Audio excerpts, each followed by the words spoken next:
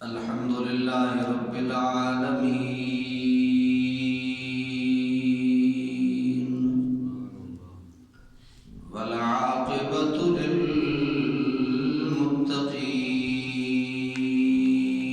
للمتقين الصلاة والسلام على سيد الرسل وخاتم الأنبياء والمرسلين أما بعد فأعوذ بالله من الشيطان الرجيم بسم الله الرحمن الرحيم الحمد لله رب العالمين الرحمن الرحيم مالك يوم الدين إياك نعبد وإياك نستعين اهدنا الصراط المستقيم صراط الذين أنعمت عليهم غير المغضوب عليهم ولا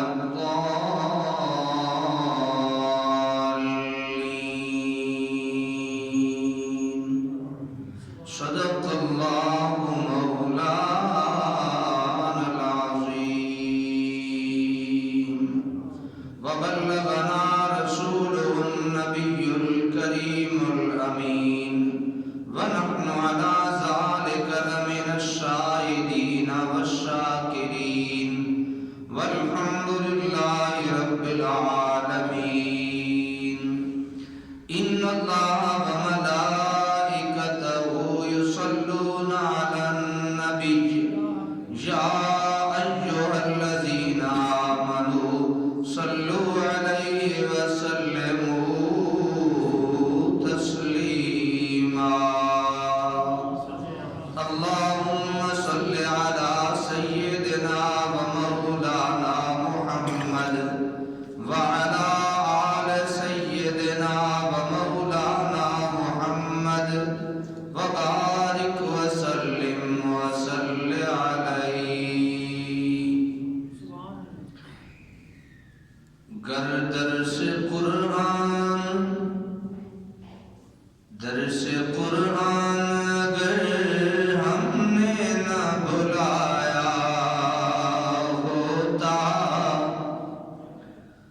درس قرآن اگر ہم نے نہ بلایا ہوتا درس قرآن اگر ہم نے نہ بلایا ہوتا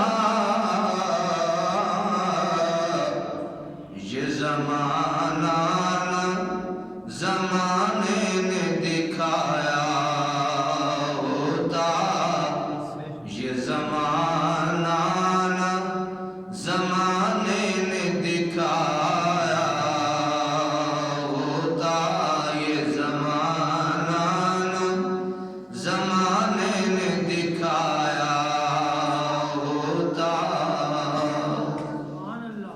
حمد و ثناء رب ذوالجلال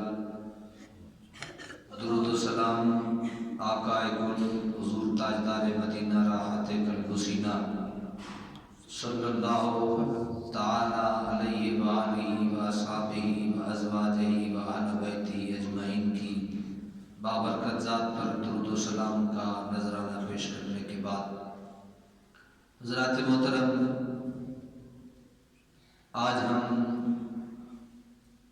ہر نماز میں پڑھی جانے والی سورہ الفاتحہ بھی جسے کہتے ہیں چند گزارشات ان کے تحت عرض کرنے کی کوشش کروں گا دعا ہے اللہ کریم ہمیں قرآن فہمی کی اور قرآن سمجھنے کی توفیق نصیب فرمائے حضرات محترم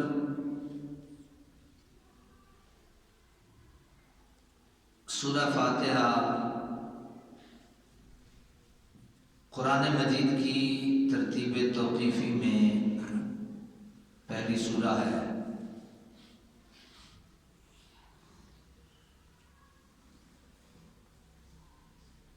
اور اس کے دیگر بھی کچھ نام ہیں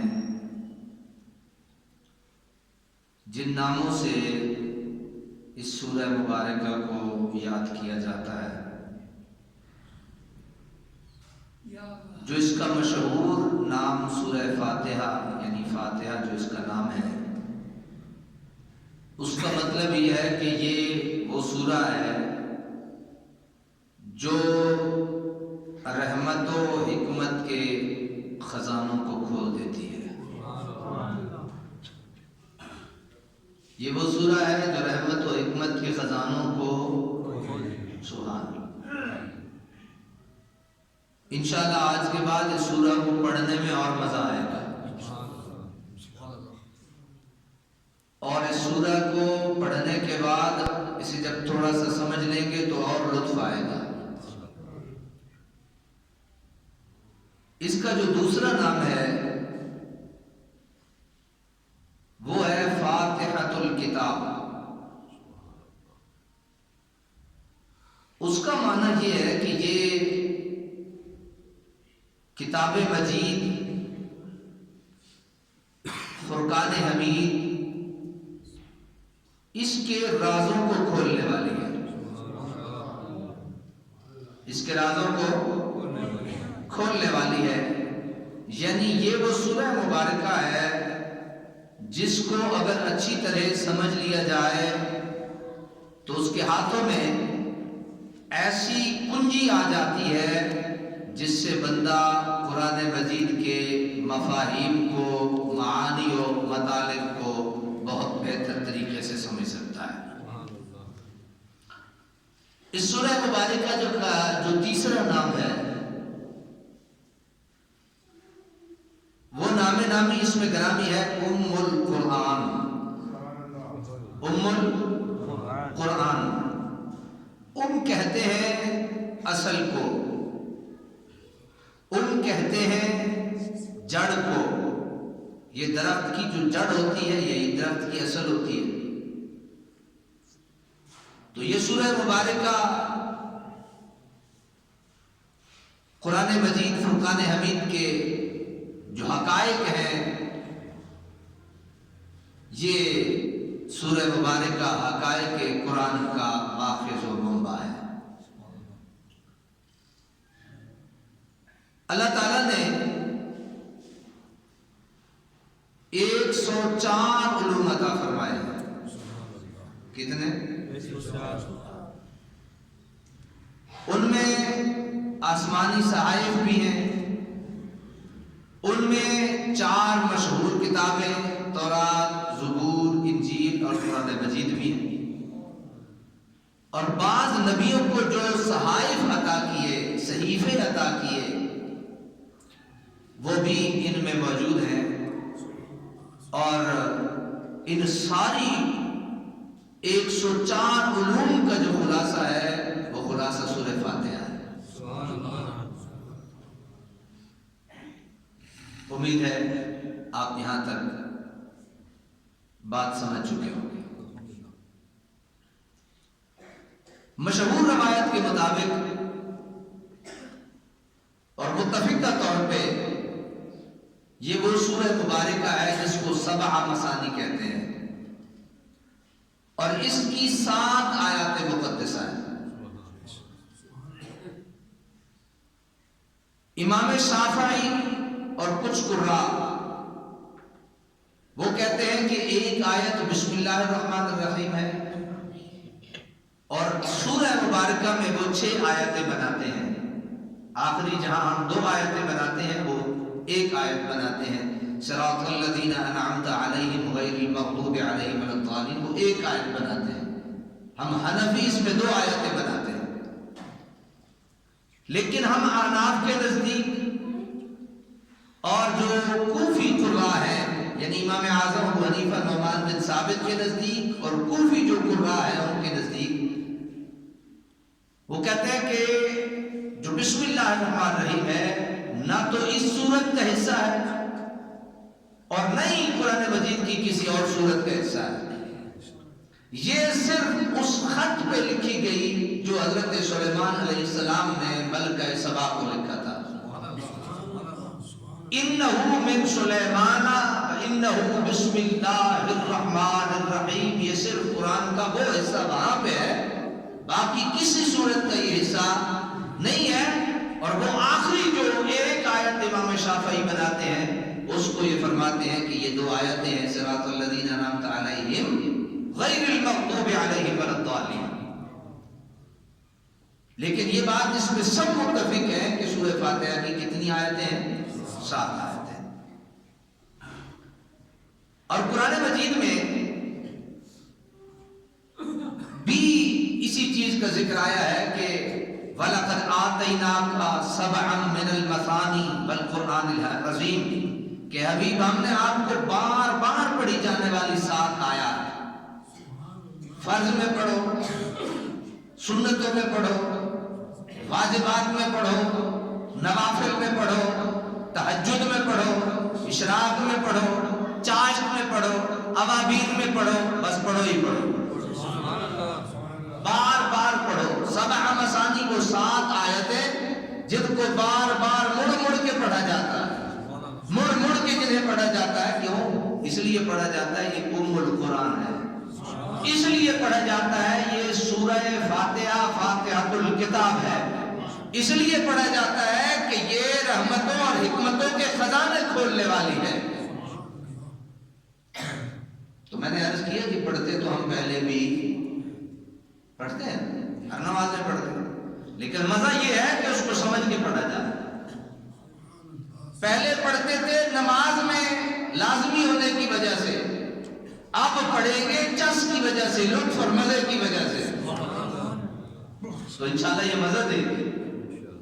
ذرا توجہ فرمائیے، اس کے الفاظ پہ توجہ فرمائیے. الحمدللہ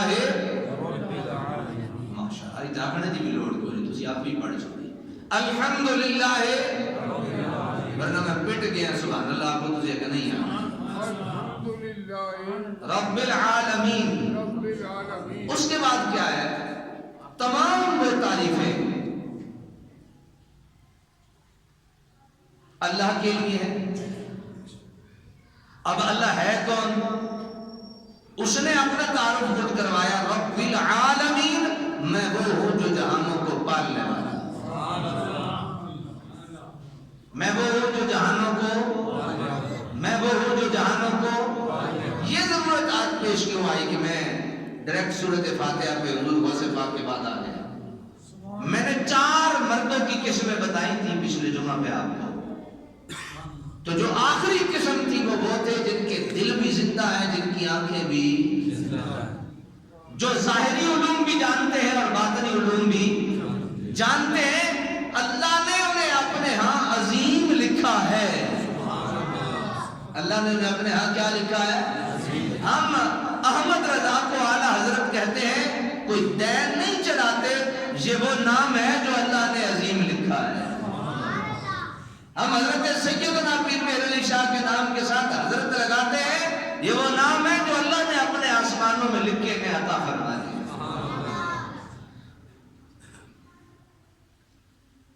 میرے حضور سیدی و مرشدی حضور جسٹس پیر محمد کرم شاہ صاحب الازہری رحمۃ اللہ تعالی علیہ کی مشہور اور مشہور زمانہ تفسیر ضیاء القرآن میں حضور جان محمد رحمۃ اللہ تعالی علیہ فرماتے ہیں کہ اس صورت میں اللہ تعالیٰ نے دعا کے آداب ذکر کیے ہیں. دعا کے آداب بھی ذکر کیے ہیں. کیا ذکر کیا ہے؟ دعا کے آداب بھی ذکر کیے ہیں. یعنی سورہ میں دعا بھی ہے اور اس کو مستقل طور پہ اس کا یہ نام سورہ الصلاح بھی دیا گیا ہے. صلاح کہتے ہیں دعا کو. صلاۃ کا ایک معنی نماز، صلاۃ کا ایک معنی دعا، صلاۃ کا ایک معنی دعا، صلاۃ کا ایک معنی نماز. وہ کہتے ہیں اس کو سورہ الصلاح بھی کہتے ہیں، یعنی دعا والی سورت، یعنی دعا والی سورت. میں اکثر جب خصوصاً یہ چیلم، کل، برسیاں، جمعرات یہ ختم ہوتے ہیں تو میں بڑا کوفت میں ہوتا ہوں ایک وقت. ہم سارے کام جو ہیں وہ بڑی توجہ سے کر لیتے ہیں, تلاوت بھی سن لیتے ہیں, نعت بھی سن لیتے ہیں, کوئی تقریر کرنے والے مولوی صاحب ان کو بھی سن لیتے ہیں, لیکن جب قرآن پڑھا جاتا ہے, ختم شریف پڑھا جاتا ہے, پھر ہمیں پلیٹیں یاد آ جاتی ہیں. غلط ہے تو مجھے آپ کہیں, آپ غلط کہہ رہے ہیں. اس وقت جو عروج کا وقت ہوتا ہے, مزدوری مانگنے کا وقت ہوتا ہے, دعا کا وقت ہوتا ہے, اس وقت ہمیں فضول کام یاد آ جاتے ہیں. ایک کہہ رہا ہوتا ہے بڑی لے آؤ, اور ایک کہہ رہا ہوتا ہے چھوٹی لے آؤ, ایک کہہ رہا ہوتا ہے چمچ لے آؤ, دوسرا کہتا ہے میٹھا لے آؤ, تیسرا کہتا ہے ذرا لونا بھی لے آؤ. بس اے لے ہی آؤ, کیونکہ سارا مقصد ہی ہے. ہم کسی کے باپ سے ہماری اتنی محبت نہیں ہے, کسی کی ماں سے اتنا پیار نہیں ہے. ہم تھوڑی ان کے لیے دعا کے لیے گئے کہ اللہ میں بخش دے. ہم تو گئے وہ لونا میٹھا کھانے کے لیے جو ہمیں چسکے پڑ گئے. اب جرت ہے کسی مولوی کی کہ گئے, اعلیٰ حضرت عظیم البرکت نے لکھا ہے, سن لیجیے یہ بات بھی, آپ نے آیا جو دلوں کی بے نوری آئی ہے یہ فوتیوں کے کھانے کھانے سے آئی ہے. لے لو چاہ سن تسی, یہ جو دل بے نور ہو گئے ہیں نا, دلوں میں نورانیت ختم ہو گئی ہے, یہ وجہ ہے فوتیوں کے کھانے کھانے. ہم دین کو کیا سمجھ بیٹھے, ہم نے دین کو مذاق سمجھ بھی لیا, اور پچھلی ان بگڑی پگڑی قوموں کی طرح ہمارا بھی یہی حال ہو گیا. جیڑی دل لگی لے لئی, جیڑی نہ لگی چھوڑ دیتی, چلو جان جاؤ.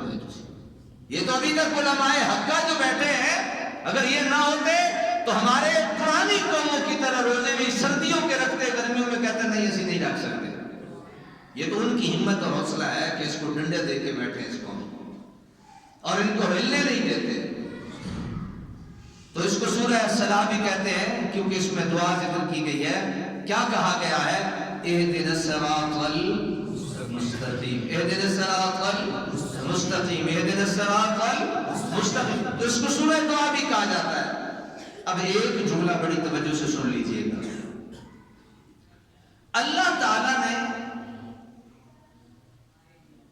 جتنی انسانیت بنائی ہے انہیں ہدایت دے کے بھیجا ہے, انہیں ہدایت دے کے بھیجا ہے. حدیث مبارکہ ہے, میں کئی مرتبہ عرض کر چکا ہوں کہ اللہ کے نبی صلی اللہ علیہ وسلم نے کل مولود یولد علی الفطرہ,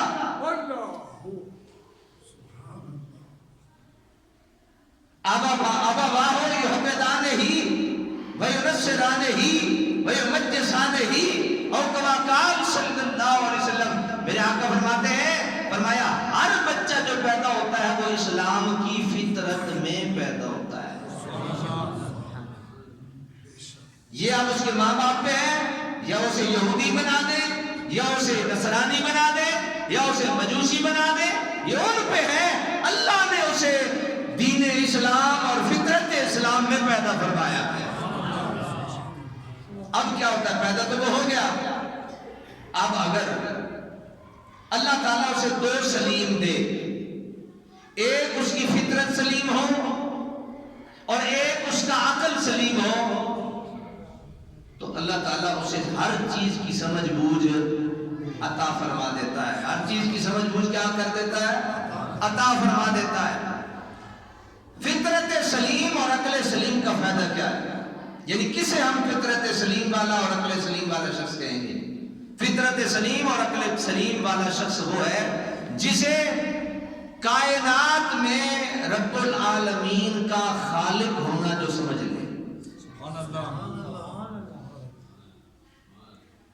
اور اس خالق کی تمام صفات کو جو سمجھ لے, اس کی فطرت کیا ہے, سلیم ہے, اور عقل بھی کیا ہے, سلیم ہے. اور دوسری چیز کیا ہے, دوسری چیز جب بندہ یہ سمجھ لے کہ یہ زندگی میری صرف یہ زندگی نہیں ہے,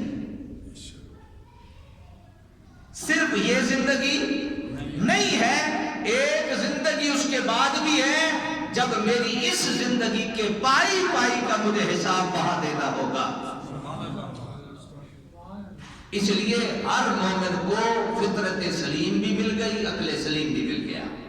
اب آپ یہ بات سمجھ گئے ہوں گے کہ اللہ تعالیٰ نے ہر انسان کو کیا دے کے بھیجا ہے, ہدایت دے کے بھیجا ہے. اس لیے جب ہمارے علماء اس آیت مبارکہ کا ترجمہ کرتے ہیں اہدنا الصراط المستقیم، تو وہ یہ نہیں کہتے کہ ہمیں صراط مستقیم پہ ہمارے صراط مستقیم دکھا، وہ کہتے ہیں ہمیں صراط مستقیم پہ چلا. وہ ہدایت صراط مستقیم کی ہدایت لیتے نہیں، کیونکہ اللہ نے دے رکھی ہے. اب ضرورت اس بات کی ہے کہ اللہ اس صراط مستقیم پہ ہمیں چلا دے. اب دو طریقے ہیں، ہدایت دو طرح کی ہے. کتنی طرح کی ہدایت ہے؟ کتنی طرح کی؟ دو طرح کی ہدایت ہے. ایک ہدایت تو کہتے ہیں ایصال الی المطلوب، ایک ہدایت ہے اراءۃ الطریق. دو ہدایت ہیں. کتنی؟ ایک میں سمجھا دیتا ہوں، آپ بالکل پریشان نہ ہو. مثال کے طور پہ میں کہیں کھڑا تھا اور مجھ سے کسی شخص نے پوچھا، کہا جی مجھے فلاں جگہ جانا ہے، تو میں نے اسے کہا یہاں سے رائٹ، آگے سے لیفٹ، پھر رائٹ، پھر تھوڑا سیدھا، پھر میں نے اسے اس کی منزل مقصود کی ہدایت دی. اسے کہتے ہیں اراءۃ الطریق، راستہ دکھانا. راستہ. اچھا، یہ تبھی ہدایت کی یہ معنی اور مطالب اور مفہوم ہو سکتے ہیں جب ہمیں ہدایت مل جائے. ایک تو پہلی صورت میں نے آپ کو بتا دی کہ جب بچہ پیدا ہوتا ہے وہ فطرت اسلام پہ پیدا ہوتا ہے، ہدایت پہ پیدا ہوتا ہے. ہدایت پہ پیدا ہوتا ہے، آگے اس کے ماں باپ ہیں وہ جہاں اس کو لے جائیں. ایسی ہے. اور مسلمان جب کلمہ پڑھ لیتا ہے، پڑھتا کلمہ کیوں ہے مسلمان؟ ہمیں تو ورثے میں مل گیا. میرے ابا جی پڑھیا، انہوں نے ابا جی پڑھیا، انہوں نے ابا جی پڑھیا، پتہ نہیں کدوں پڑھیا. ایسے آپ کے ابا جی نے پڑھا، ان کے ابا جی نے پڑھا، ان کے ابا جی نے پڑھا، ان کے ابا جی نے پڑھا، پڑھا بس. اصل حقیقت کیا ہے؟ حقیقت یہ ہے کہ جب بندہ نن مسلم ہو، اس لیے تو ہمیں مسلمان اور اسلام کی قدر نہیں ہے. میں نے جب صاحب تشریف فرمایا یونس صاحب، جب میں نے اس کا یہ ٹرپل PhD تھا کیمسٹری میں، عیسائی تھا، اس کو جب کلمہ پڑھایا، وہ پہلا شخص تھا جس نے میرے ہاتھ پہ کر کے اسلام قبول کیا. اب وہ عیسائی تھا، میں اسے قرآن حدیث سنا رہا 1 مہینہ گزر گیا. 1 مہینے بعد اللہ نے میرے ذہن میں یہ بات ڈالی.